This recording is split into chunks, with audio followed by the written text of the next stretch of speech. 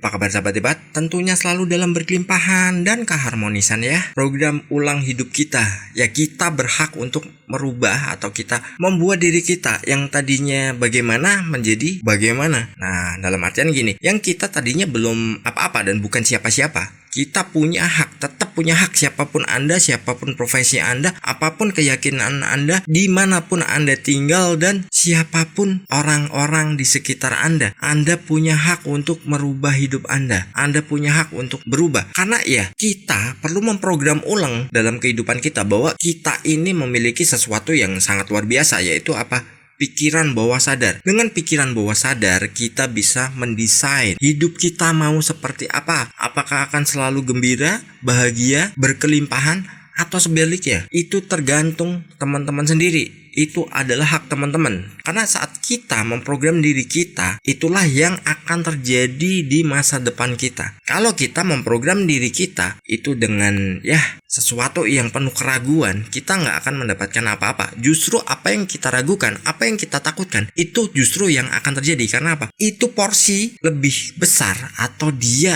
paket yang lebih lengkap kalau kita memikirkan sesuatu yang kita ragukan, kita takutkan, resiko-resiko yang memang takut kita hadapi. Karena gini, kita akan melibatkan yang namanya gambaran-gambaran nih dalam pikiran kita, dan kita juga melibatkan perasaan kita. Jadi, hal yang harus dilakukan adalah kita memprogram ulang yang mungkin nih dari dulu mengalami sebuah masalah-masalah ya, mungkin banyak banget ya, entah finansial, entah atau keharmonisan atau apapun dalam kehidupannya yang nggak pernah didapatkan dan bisa mendapatkan itu berumurnya pendek, seumur jagung. Bagaimana sih kita merubahnya? Dari situ kita harus merubah pola pikir kita dulu. Pola pikirnya bagaimana? Yang tadinya kita menakutkan segala sesuatu yang ingin kita raih ya, akan resiko-resikonya, akan sebuah ya mungkin kalau di dunia medis atau di obat itu efek sampingnya. Nah, kita nggak perlu memikirkan itu. Kita fokus saja. Terus kita juga harus selalu berasumsi bahwa kita itu bisa mendapatkan segala sesuatu yang kita inginkan. Nggak perlu memikirkan prosesnya. Nggak perlu nanti bagaimana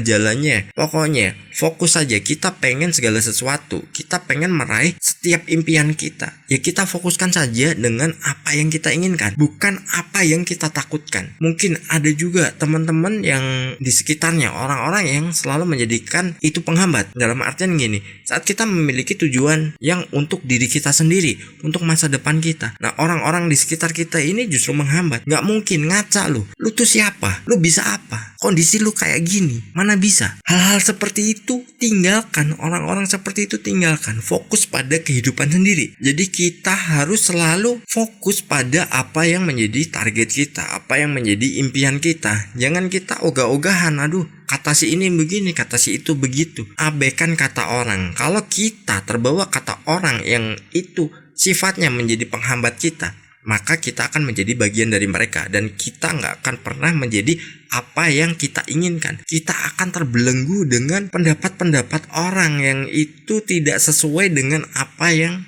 menjadi keinginan kita, apa yang menjadi tujuan hidup kita. Jadi kalau teman-teman misalkan punya tujuan, fokuskan. Biasanya itu datang dari orang-orang terdekat dulu, entah pasangan, orang tua, anak, atau siapapun yang ada di sekitar. Biasanya begini, saat kita pengen merintis sebuah usaha nih, ada nih orang-orang sekitar kita, udahlah nggak usah neko-neko, cari kerja aja yang hasilnya pasti, yang jelas terlihat nanti tiap bulan tuh dapat gaji. Terus belum lagi lu berangkat bisa pakai seragam, lu bisa dihormati banyak orang dengan jabatan ini itu. Kalau itu nggak sesuai dengan perasaan Anda, nggak sesuai dengan keinginan Anda, jauhi. Fokus pada apa yang kita inginkan. Dan tentu saja semua itu ada prosesnya, bukan semua itu abrakadabra datang dan kita dapatkan terus kita bisa terwujud dengan keajaiban yang seperti di film-film dongeng atau cerita-cerita komik atau novel. Nggak seperti itu ya.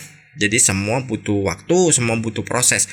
Dan proses dan waktunya itu tiap orang memiliki kapasitas yang beda-beda. Ada yang cepat, ada yang enggak. Kalau kita memiliki sesuatu yang kita inginkan dan kita mendapatkan itu dengan waktu yang cepat, ya bersyukurlah. Tapi kalau kita menginginkan sesuatu dan itu prosesnya harus berbelit, itu tandanya kita sedang dipantaskan. Kita fokus saja dengan apa yang menjadi tujuan kita. Kalaupun di depan kita ini ada hambatan, ciptakan jalan lain, bentuk jalan lain dengan tujuan yang sama. Jangan pernah pikirkan prosesnya, tapi fokus pada hasilnya saja. Ingat, saya bukan motivator, saya tidak membual, dan ini yang saya sampaikan adalah pengalaman-pengalaman, terus belum lagi hasil riset dari orang-orang sekitar ataupun orang lain yang bahkan tidak saya kenal, yang saya lihat dalam kehidupannya yang tadinya bagaimana, terus dirinya bisa berubah drastis dalam kehidupannya. Toh begini, kalau sebuah kebangkrutan itu bisa terjadi dengan cepat, makanya kita juga harus berusaha membuat bahwa kita bangkitnya jauh lebih cepat. Kita nggak boleh mengeluh dalam hidup, kita nggak boleh menyerah dalam setiap proses. Setiap proses itu sebenarnya adalah sebuah pembentukan dalam diri kita. Untuk menjadi pedang yang tajam, besi aja harus dipanaskan, harus ditempa, diasah, dan akhirnya memiliki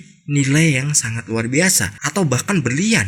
Berlian, orang mencari ya dengan harga yang sangat tinggi. Tadinya dari intan, dari sebuah bongkahan batu intan, dia diasah dan dia menjadi sesuatu yang sangat memiliki harga yang luar biasa, dan itu tidak bisa punya standar nilainya. Karena apa? Hanya orang-orang tertentu yang menjadi penggemar sebuah berlian yang punya nilai yang itu tidak bisa dinilai dengan uang. Begitu juga dengan kehidupan kita. Kehidupan kita nggak bisa dinilai dengan uang. Ya memang segala sesuatu butuh uang, tapi kalau kita nggak mau berusaha, kita nggak mau menjalani prosesnya, mungkin hari ini kita sedang nggak punya uang, belum tentu besok kita juga nggak punya uang. Karena apa? Karena rezeki hari ini dan besok itu berbeda ya. Jadi teman-teman, program ulang hidup. Jadi jangan hanya terpaku dengan apa yang menjadi pengalaman-pengalaman buruk mungkin, atau trauma-trauma masa lalu mungkin ya.